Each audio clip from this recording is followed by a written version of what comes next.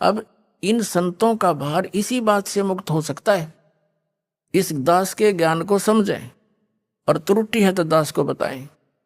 कोई मैं गलत कह रहा हूं तो एक तो बोला कोई, सारे सांप सूंघ गया सबने, तो इसका मतलब ये हार तो चुके हैं। जनता भोली आत्मा श्रद्धालु हैं, चिपके बैठे हैं, इनको जब समझ में आओगी ये स्वयं आ जाएंगे। और जो ज्यादा ही अच्छी आत्मा यानी ड्योटी है और विवेकहीन है वो उनके पास रह जाएंगे।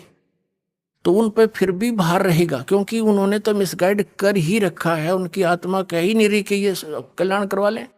तो उन सब का जो मिसगाइड किया हुआ, चाहे वो बेशक यहाँ आ जाए, फिर भी उन पर भार रहेगा, उन संतों पर जिन्होंने उनको पहले भ्रमित किया हुआ है।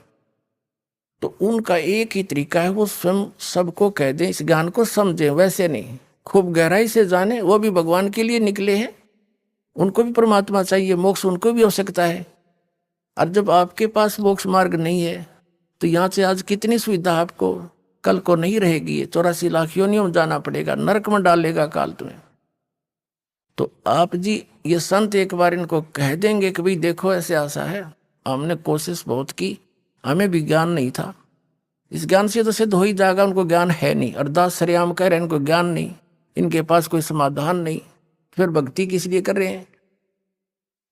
जब कोई साधन नहीं है और ज्ञान नहीं है, फिर क्यों आप भ्रमित जनता को करें? तो इससे इनको ये समझ में आ जाना चाहिए और कह देना चाहिए अपने अनुयायियों को, भाई ऐसे ऐसे बात बन गई, मुझे भी ज्ञान नहीं था, और आप भी चलिए, आप कल्याण कराओ वहां पर जाकर के। अब एक डॉक्टर के पास आने में के शर्म माने?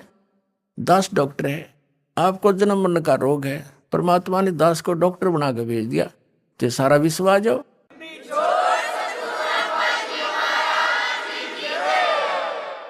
और इसमें बड़े छोटे वाली बात भी नहीं, कोई मान बढ़ाई वाली बात नहीं। दास एक डॉक्टर है, डॉक्टर को क्या विमान है, उसका तो पैसा है, चाहे लाखों जितना भी वो डील कर सकता है, सबको कर सकता है। यहाँ तो आध्यात्मिक मार्ग में चाहे सारा विश्व आ जाओ, ये तो शब्द की शक्ति तो सारे पार हो जाएंगे, और भक्ति करोगे, नियमित रहोगे, थोड़ी सी बात है। और परमात्मा का यथार्थ ज्ञान दास के पास है, संत भी आवे और वही चेले रहेंगे, वही आश्रम उनके भक्ति दास के अनुसार करनी पड़ेगी, और अपना एक दास बनकर रहना पड़ेगा, संत महंत बनकर नहीं रह सकते। फिर तो आपके कर्म बिगड़े रह जाएंगे। बस इतनी सी बात है, कल्याण हो जाएगा सबका।